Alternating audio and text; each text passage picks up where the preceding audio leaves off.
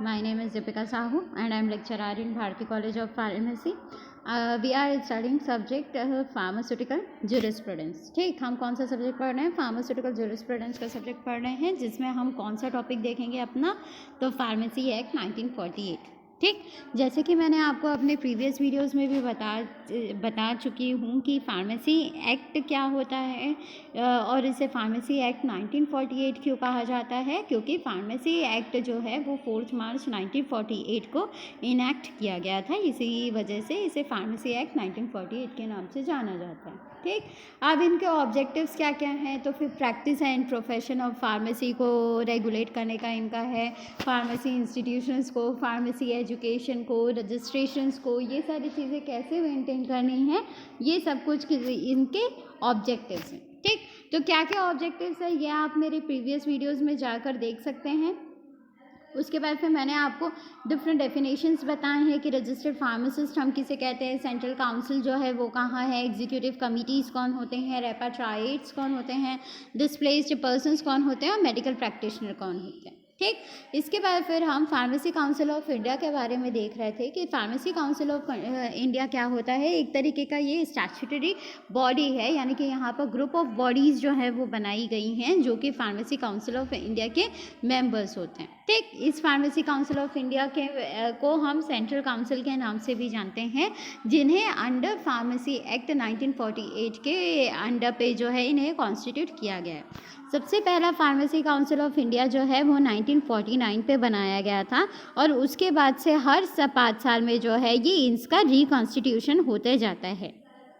ठीक, इनका जो मेन है वो कहाँ है, तो इनका मेन जो ये बेस्ड है, हमारा जो पीसीआई है वो मेन हमारे न्यू दिल्ली पे है और इनका मेन लिंक किन से रहता है, तो फिर ministry of family welfare and health services से इनका मेन लिंक अप रहता है। ठीक है, 3 टाइप के मेंबर्स होते हैं, वो मैंने आपको पहले भी बताया है, इलेक्टेड मेंबर्स, नॉमिनेटेड मेंबर्स और x officio members. Elected members कौन होते हैं, हमारे 6 मेंबर्स वो होते हैं जिन्हें यूजीसी जो है वो इलेक्ट करती है और वो 6 मेंबर्स हमारे टीचर्स होने चाहिए जो कि किसी न किसी इंडियन यूनिवर्सिटी में पढ़ाई यानी कि वहाँ से उन्होंने अपनी डिग्री या डिप्लोमा लिया हो और वो वहीं पे अपने किसी इंडियन यूनिवर्सिटी में ही पढ़ा रहे हो। ठीक है, और इन 6 टीचर्स का मेन इनका स्पेशलाइजेशन जो है वो किन में होना चाहिए, pharmaceutical chemistry, pharmacy, pharmacology and pharmacognosy. ठीक, एक इलेक्टेड मेंबर्स जो है वो एमसीआई यानी कि medical council of India elect करेगी और एक रजिस्टर्ड फार्मासिस्ट होना चाहिए हर एक स्टेट काउंसिल से, जिन्हें जो स्टेट फार्मेसी काउंसिल जो रहते हैं हमारे वो इलेक्ट करेंगे। ठीक, नॉमिनेटेड मेंबर्स अगर हम देखें तो फिर नॉमिनेटेड मेंबर्स में 6 मेंबर्स वो होने चाहिए जिसे सेंट्रल गवर्नमेंट जो है वो नॉमिनेट करेगी, जिसमें से 4 जो है वो हमारे प्रैक्टिस या फिर प्रोफेशन ऑफ फार्मेसी से जुड़े हुए होनी चाहिए। ठीक, एक यूजीसी का रिप्रेजेंटेटिव होना चाहिए और एक रिप्रेजेंटेटिव एआईसीटीई का होना चाहिए। एआईसीटीई के रिप्रेजेंटेटिव होना क्यों ज़रूरी है, ये मैंने आपको अपने लास्ट वीडियो में बताया था। ठीक है, और एक रजिस्टर्ड फार्मासिस्ट होना चाहिए और उस फार्मासिस्ट को कौन नॉमिनेट करेगा, तो उन्हें नॉमिनेट हमारे स्टेट गवर्नमेंट्स करेंगे। एक्स ऑफिशियो मेंबर्स में इनके कौन कौन आते हैं, तो एक आते हैं डायरेक्टर जनरल हेल्थ सर्विसेज, एक आते हैं ड्रग कंट्रोलर ऑफ इंडिया और director of central drugs laboratory. इसके बाद फिर मैंने आपको बताया था कि ये जो हमारा पीसीआई का मेन जो वर्किंग पीरियड रहता है वो टोटल 5 इयर्स का रहता है। हर 5 इयर्स के बाद इनका रिकॉन्स्टिट्यूशन होता है। अब रिकॉन्स्टिट्यूशन से हम कैसे देखें, तो रिकॉन्स्टिट्यूशन का मतलब क्या होता है कि इनके जितने भी प्रेसिडेंट, वाइस प्रेसिडेंट यानी कि हमारे जो पीसीआई के जो प्रेसिडेंट, वाइस प्रेसिडेंट रहते हैं उनका नॉमिनेशन किसके अकॉर्डिंग होता है, उन्हें इलेक्ट, नॉमिनेट या फिर उन्हें जो है बनाया जाता है ना, उनके इलेक्शंस करवा के जो है वो उनको नॉमिनेट करवाए जाते हैं। ठीक, तो ऐसे बनते हैं हमारे प्रेसिडेंट और वाइस प्रेसिडेंट्स। ठीक, और इनका जो वर्किंग का टाइम रहता है वो कितने साल का रहता है, वो 5 साल का बस रहता है है ना। इनके साथ साथ 5 साल के बाद अगर वो चाहे कि हमें फिर से प्रेसिडेंट या फिर वाइस प्रेसिडेंट बनना है, तो फिर जितने भी वहाँ के मेंबर्स रहेंगे, हमारे पीसीआई के जितने भी मेंबर्स रहेंगे, वो वहाँ पर फिर से वोटिंग के थ्रू जो है वो उनको प्रेसिडेंट या फिर वाइस प्रेसिडेंट बना सकते हैं। ठीक, एज इट इज़ चीज़ें जो होती हैं वो हमारे इलेक्टेड और नॉमिनेटेड मेंबर्स के लिए भी होती हैं। जितने भी हमारे इलेक्टेड या फिर नॉमिनेटेड मेंबर्स होते हैं उनके लिए भी हर 5 साल में इलेक्शंस कंडक्ट करवाए जाते हैं। ठीक, वहाँ पर इलेक्शंस कंडक्ट करवाए जाते हैं और उन इलेक्शंस के बेसिस पे अगर वो चाहे तो फिर से वो रिनॉमिनेशन के लिए खड़े हो सकते हैं, और अगर नहीं चाहते तो फिर कोई दूसरा उनकी जगह पे उनकी जैसा मेंबर बनकर वहाँ पर जाके रह सकता है। ठीक, उसके अलावा और भी चीज़ें हमने देखी थी कि जैसे कि जितने भी हमारे इलेक्टेड और नॉमिनेटेड मेंबर्स होते हैं उनको हर एक मीटिंग में शामिल होना ज़रूरी होता है। जितने भी मीटिंग्स होती हैं, जैसे भी मीटिंग्स हो रही हैं, उन हर एक मीटिंग पे उन्हें नेसेसरीली पहुंचना ज़रूरी होता है। अगर मान लीजिए कि कोई एक ऐसा मेंबर है जो कि विदाउट एनी सफिशिएंट रीज़न अगर वो वहाँ पर अगर वो प्रेजेंट नहीं है, विदाउट एनी सफिशिएंट रीज़न ना, अगर वो वहाँ पर प्रेजेंट नहीं है 3 कॉन्जिक्यूटिव मीटिंग्स तक के, तो फिर हो सकता है कि उसके सीट को एज अ वैकेंट सीट मान लिया जाए और फिर वापस उसके लिए रिनॉमिनेशन या फिर इलेक्शंस करवा सकते हैं। ठीक, और ये जितने भी मेंबर्स रहते हैं वो वापस अपने री इलेक्शन और रिनॉमिनेशन के लिए एलिजिबल रहते हैं। ठीक, फिर नेक्स्ट हम देखते हैं कि जितने भी मेंबर्स होते हैं, the members elected by the university grants commission और मेडिकल काउंसिल ऑफ इंडिया और state pharmacy councils shall be ceased to be members of central council if they are longer members of their respective bodies.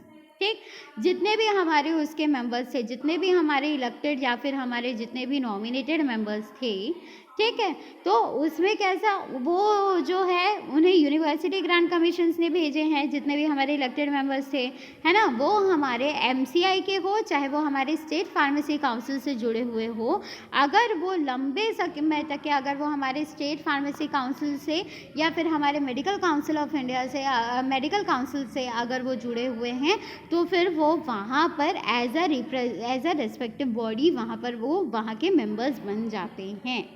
ठीक, मेरे कहने का मतलब क्या है कि जितने भी मेंबर्स को यूनिवर्सिटी ग्रांट कमीशन के द्वारा इलेक्ट किया गया है या फिर मेडिकल काउंसिल ऑफ इंडिया के द्वारा या फिर स्टेट फार्मेसी काउंसिल के द्वारा जिन मेंबर्स को इलेक्ट किया गया है, वो सेंट्रल काउंसिल के भी मेंबर्स जो है वो बन सकते हैं। वो लंबे समय के लिए सेंट्रल काउंसिल कौन सा, हमारा फार्मेसी काउंसिल ऑफ इंडिया के भी मेंबर्स बन सकते हैं। ठीक, द काउंसिल में appoint secretary, other officers and servants required to carry out functions and duties. The secretary may also act as a registrar and treasurer. ठीक, इसके अलावा जो हमारे काउंसिल के जो लोग हैं वहाँ पर, है ना, वही वो क्या करते हैं, वही अपॉइंट करते हैं अपने सेक्रेटरीज, उन्हें जितने भी ऑफिसर्स की ज़रूरत है, जिन सर्वेंट्स की ज़रूरत है, उन सभी को अपॉइंट करना किसका जिम्मेदारी रहता है, तो वो हमारे मेन काउंसिल के जितने भी हेड्स बैठे रहेंगे या वहाँ पर जो उन्हें कंडक्ट करने के लिए जो बैठे रहते हैं वो उन्हें अपॉइंट करते हैं। ठीक, ऑफिसर्स में कौन से हो गए, जैसे कि हमारे ड्रग इंस्पेक्टर्स हो गए, है ना। सर्वेंट्स के लिए मान लीजिए कि ऐसे हमें अपने हाउसकीपिंग के लिए अगर कोई काम है ना, अगर हमें किसी कंप्यूटर ऑपरेटर्स की ज़रूरत है, अकाउंटेंट्स की ज़रूरत है, तो ये सारी चीज़ों को अपॉइंट करने का काम किसका रहता है, वो उन्हीं काउंसिल्स के ही काम रहते हैं। ठीक, इसके अलावा जो सेक्रेटरी रहता है वो एज अ रजिस्ट्रार या फिर ट्रेजर की तरह भी वर्क करता है। जो सेक्रेटरी रहेगा हमारे फार्मेसी काउंसिल ऑफ इंडिया का, वही एज अ रजिस्ट्रार और वही एज अ ट्रेजर जो है वो वहाँ पर वर्क करेगा। ठीक, अब एग्जीक्यूटिव कमिटीज़ कौन कौन सी होती हैं हमारी, तो एग्जीक्यूटिव कमिटी में हमारे आते हैं the central council shall constitute executive committees as under president ex officio who shall be the chairman, vice president ex officio, 5 other members selected by the central council from amongst its members.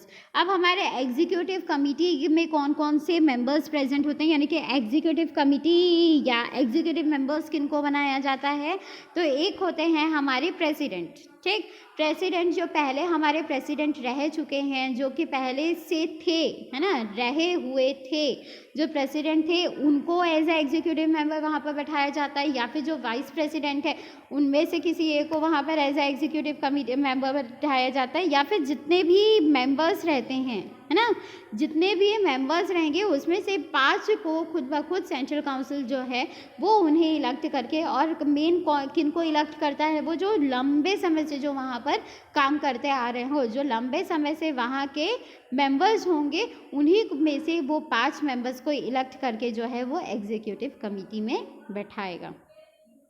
ठीक, तो समझ में आया। जितने भी हमारे members बनते हैं वो किनकी वजह, वो कैसे बनते हैं, तो वो इलेक्शंस वोटिंग्स के थ्रू जो है वो बनते हैं। इवन हमारे जो प्रेसिडेंट और वाइस प्रेसिडेंट भी रहते हैं वो भी किन के थ्रू बनते हैं, वो भी वोटिंग के थ्रू ही बनते हैं। ठीक, अब नेक्स्ट हम देखते हैं कि पीसीआई का मेन ऑब्जेक्टिव क्या क्या था। तो the main objectives of the PCI are to regulate the pharmacy education in the country. इनका मेन काम क्या है, फार्मेसी एजुकेशन को रेगुलेट करना इनका मेन काम है।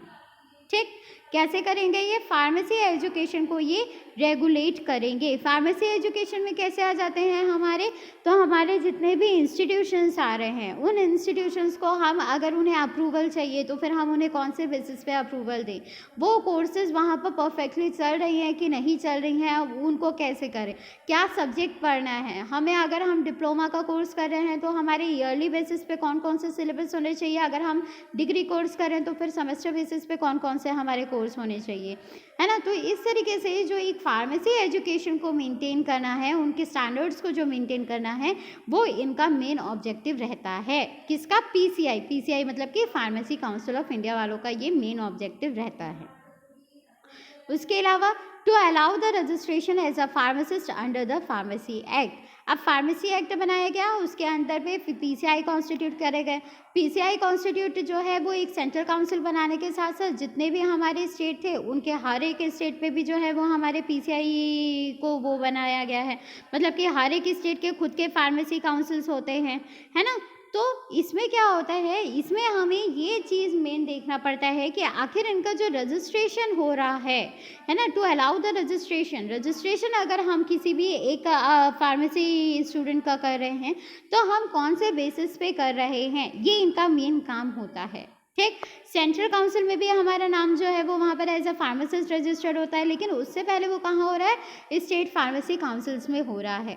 तो स्टेट फार्मेसी काउंसिल्स को ये बताना कि कौन से कंडीशंस, कौन से सिचुएशंस उनके, यानी कि ग्रेजुएशन, अगर हमें उन्हें एज अ डिग्री फार्मासिस्ट दिखाना है तो उनका ग्रेजुएशन क्या होना चाहिए, अगर वो डिप्लोमा फार्मासिस्ट है तो उनका ग्रेजुएशन कैसा होना चाहिए, अगर कोई इंटर्नशिप कर रहा है तो फिर उन्हें इंटर्नशिप कितने महीने का होना ज़रूरी है, उनका नाम कैसा है, कहाँ का, उनके पास यही क्या, यानी कि जिस स्टेट में वो रजिस्टर करवा रहे हैं उस स्टेट का उनके पास में डोमिसाइल है कि नहीं, ये सारी चीज़ें जो है वो चेक करना किसका काम है, तो वो भी किसका ऑब्जेक्टिव था, पीसीआई का ऑब्जेक्टिव था। यानी कि वो रजिस्ट्रेशन का एक तरीके से बेसिस बताना कि वो कौन से बेसिस पे उन्हें काम कराएंगे।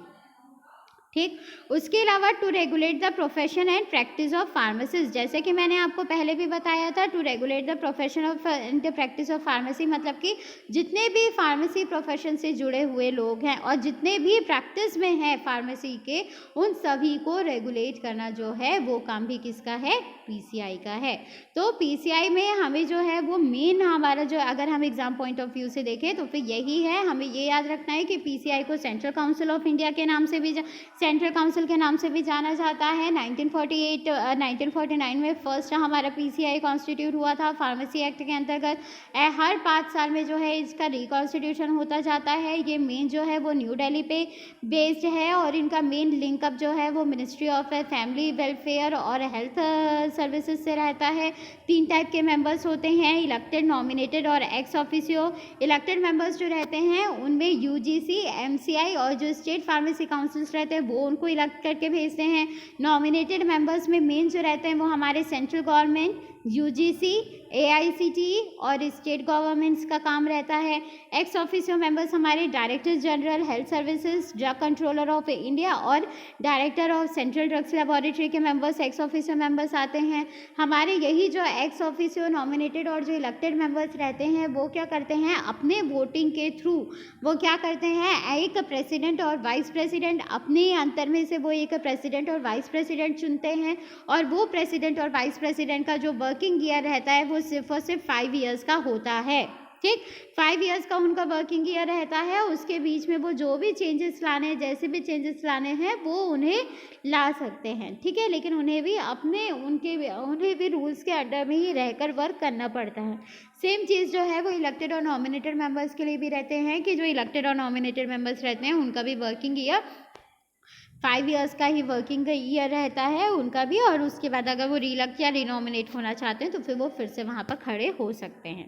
ठीक, जितने भी हमारे यूजीसी मेंबर्स हैं जो कि हमारे स्टेट फार्मेसी काउंसिल या फिर एमसीआई से अगर चुनकर गए हुए हैं तो और वो लंबे समय से अगर वो पीसीआई के मेंबर हैं तो फिर वो वहाँ पर एज यानी कि वहाँ के वो मेन मेंबर बनने के लिए एलिजिबल होते हैं। ठीक, उसके अलावा जितने भी सेक्रेटरी ऑफिसर सर्वेंट्स जो है उनको काउंसिल वाले ही अपॉइंट करते हैं और जो सेक्रेटरी रहता है वही एज अ रजिस्ट्रार और ट्रेजरर दोनों की तरह काम करता है। एग्जीक्यूटिव कमेटी में हमारे कौन कौन से मेंबर्स आते हैं, जो पहले से प्रेसिडेंट रहे हो वो, वाइस प्रेसिडेंट, या फिर जो हमारे सेंट्रल काउंसिल रहता है वही 5 जो कि लॉन्ग टर्म से मेंबर्स रहे उन्हीं में से 5 को सिलेक्ट करके वो एग्जीक्यूटिव कमेटी के मेंबर्स बनाता है।